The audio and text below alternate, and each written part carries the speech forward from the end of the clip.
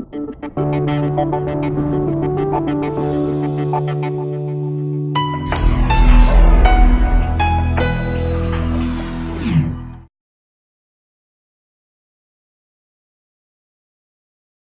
you're watching the Monday Advantage, and welcome to Kickstarting Your Week.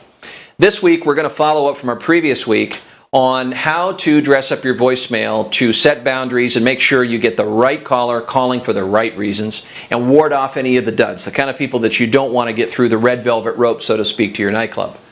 Now, what are you going to say on your voicemail? On your voicemails, you should ask the person to be very detailed about their message to you.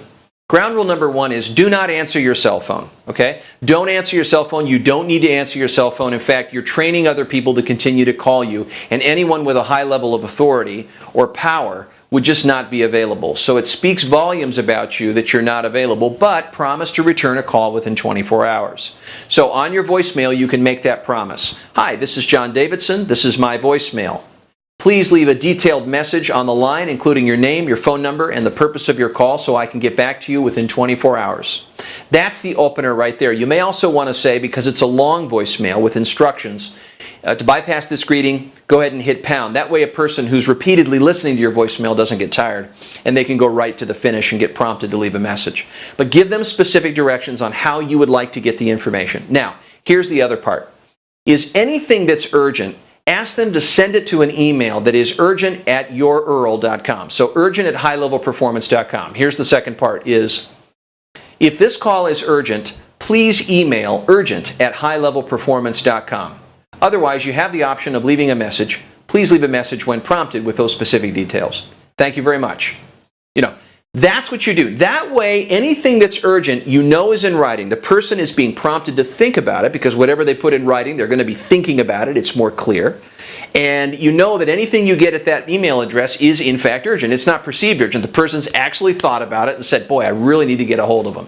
That way, it's at your discretion. You have control. You're not creating a rush and a gush of people wanting you all the time, time bandits that are constantly bothering you. This way, you're using your voicemail as the gateway, as the iron curtain to let certain people get through who have the right details and qualify for your attention, and the ones that don't, they just won't leave a message. And some might, but again, you can listen to it, you can determine that. Now, every day, appointment yourself on return call blocking. So schedule for yourself a good 1 or 2 hours on times when you're going to be returning those calls.